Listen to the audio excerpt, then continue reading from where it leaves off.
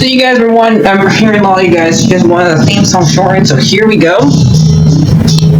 This girl reviews movies, games, and books. Sometimes she plays them. So does that, and when she does it with the cat, does that make her crazy? Does that make her crazy? Probably. So, it's shorter. There you go. Crazy Cat Lady or Martha Butler does not own any trailers or pictures. I use them under fair educational for and entertainment purpose. Blade. It's like it's all they did. Well, those years ago. See? No, I don't want to do any more of it. Hi everyone, Arthur here. I was going to take a day off today, but I got my fever down. So I'm able to talk a little bit and do this review. I don't know if it was, part of me didn't know if I was going to get this finish this game before Disney Valley do their new update where we get Jafar and Tiana. But I had a fever earlier today, but I got it down. So hopefully it stays down when I'm talking.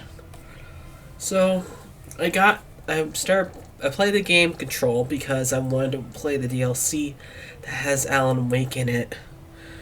So because I saw when I played the Night Spring DLC earlier this year, I was wondering who was one of these characters were that we fought during the play as during it. It was Jesse was one of them, so I looked up the Control after I found out which game she's from. This one is different from Alan Wake.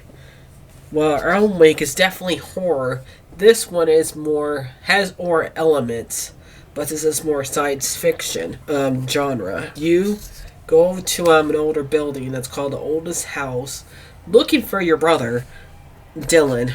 In this game, you play as Jesse Faden, and you have a weird thing that's helping you called Pluralist. And when you get to the Oldest House, you find out that the old director, Trax, has died, and now it's your turn to be director in order to find out why they took your brother away from you when you were little, because both of you saw something you weren't, and they were able to get hold of Dylan while they just kept an eye on you and made sure that you did not tell anybody what happened. And then when you did, they made you think that you were crazy, and you actually having Polaris in you made sure that you did not think you're crazy.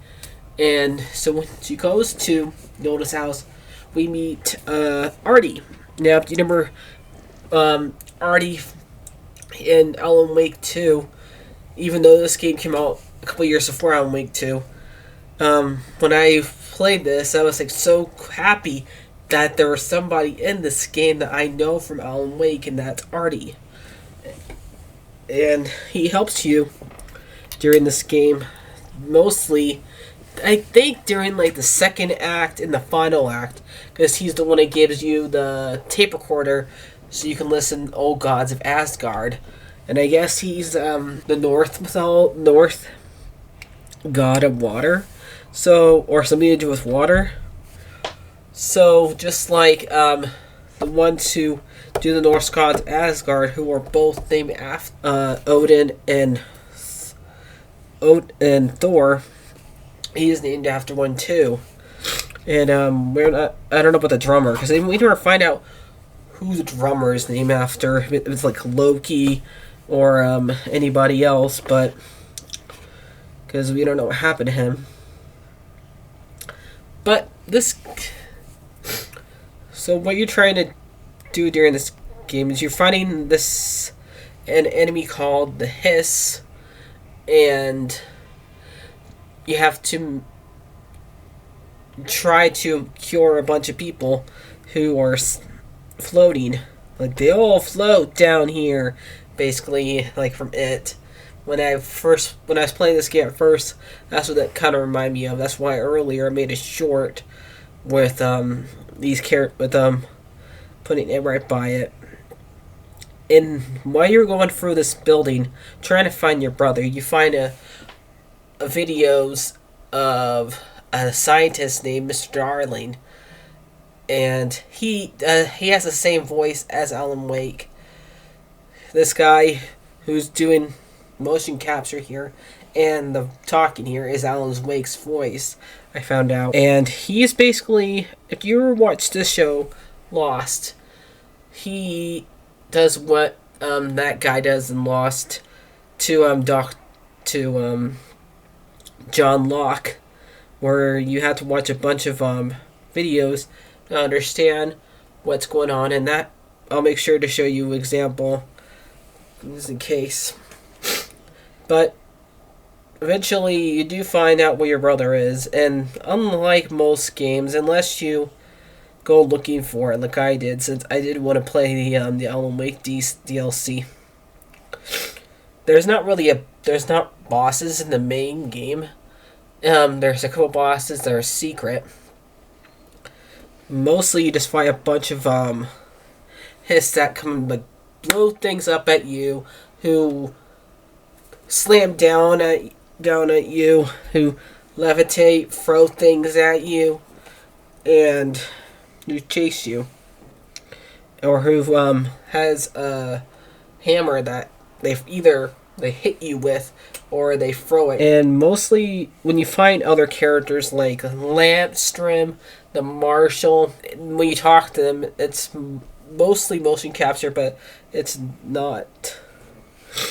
It's just mostly this face talking to them, and these guys really don't get characters. The only ones that really have characters is Artie and Jesse.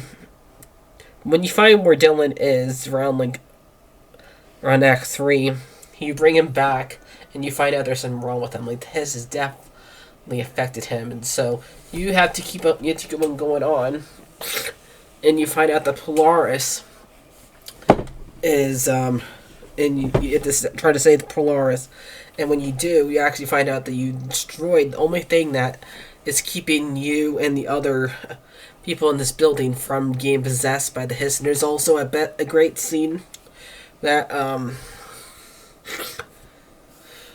Artie makes sure you go through that ashtray maze, and that part was really great. It was kind of like the scene during when they do the musical part in Alan Wake 2, except for it's not, since they're still learning how to make a good musical number. They get to fight, and this one's not as good. I still think Alan Wake 2's musical scene's better, but this one is still pretty good, I would say. Now, I've seen 3 of them, because I saw the one Alan Wake 1 and in Alan Wake 2. Now this one, I would say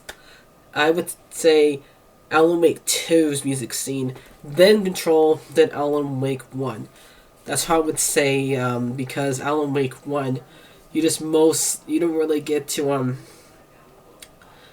you're just on a stage and there's not much music playing around. So I did like this one a lot better than the first Alan Wake's musical scene. And I like the fact that where the bad guys show up during the ashtray scene, that ashtray maze, that it's like a pattern, and you don't always get to kill the hiss that you see. So I did like that part, and it's fun. I did like the fact that Artie's one that gives a twist, and the fact that it's a tape record that he gives us, since everything that you try to cure, because what you do during this game, besides trying to help people, you try to cure old objects. And then sometimes you go and do a boss inside of them, but mostly and you usually get a power afterwards. Like, one's a floppy disk, one is a horse from the carousel, another one, and there's some bonus ones like a refrigerator, a traffic light where you have to play literally red light, green light with it. So, and a rubber duck where you really have to like chase it. So after you saved your brother, and like pretty much, and after you Kapross crashed, you are inside of you get taken over by the Hiss. Jesse does, and has to figure out that she's now possessed by the Hiss now. And you have to give coffee to a bunch of people and deliver notes. But eventually, Artie clues you in that you are being taken over by the Hiss when you hand a letter into the old director, because the old director's here. And this is when you find out that the director, because I did not mention earlier, director, we think in the beginning of the game, the director has offed himself. We find out later on that it is actually Dylan that killed the director. Right after he released, right afterwards, the director released the Hiss into the world and pretty much made this problem. And we find out that later Darlene's probably where Alan Wake is, because we never find him. That's why I think he is, because there is some hints of him being in Alan Wake 2, because I think there's some videos you can find of him. But, so I think that he is in the dark place just like Alan Wake is. So, and eventually, after you find out that you are taken over by the Hiss, Deploris helps you, and you have to find your old self, because when you get out of the Hiss, you no longer have powers. So you need to find your older self and get the powers back, and now you're in charge of it. And then you can have a choice to go through a bunch of other DLCs that already were here. But I did some of them. Like I did some of Foundation, but I was mostly here for Alan Wake. So I decided I'd try to focus on that one. In this one, you had to fight Dr. Hardison. If you don't remember who that is, he is the therapist that tries to help Alan to get over his writer's block and help him also realize that his wife might be dead. And he gets taken away by the Dark Place in the first game. So he's in the first game, and now he's like a weird, twisted, tall thing where you have to literally, when you find him, you have to use like power things in order to turn on the lights, and you have to do this like 4 times.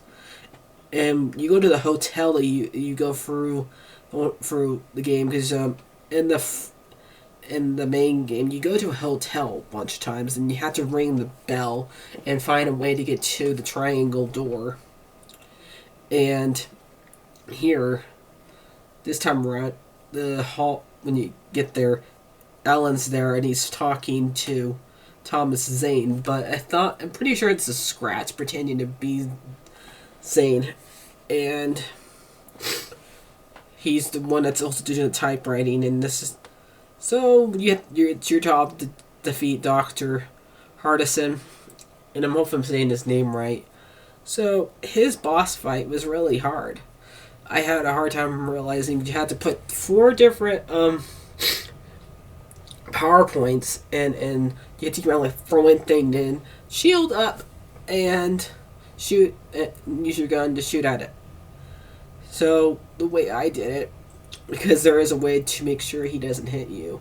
If you stand in the middle thing, he can't reach you, because usually if you like go on the ground, he can grab you and get some more health back from the zone. That's what he does. But if you stand on the middle thing, because there's this crate thing that you can make sure that he doesn't hit you, you just have to make sure to put the shield up and shoot at him. That's how I was able to beat him. But then he makes you put the powers on, but after it drains you because you're not able to lift things up and put the power cord on there. So you have to stand in the light and get your health and get your strength back so you can throw the power thing on there.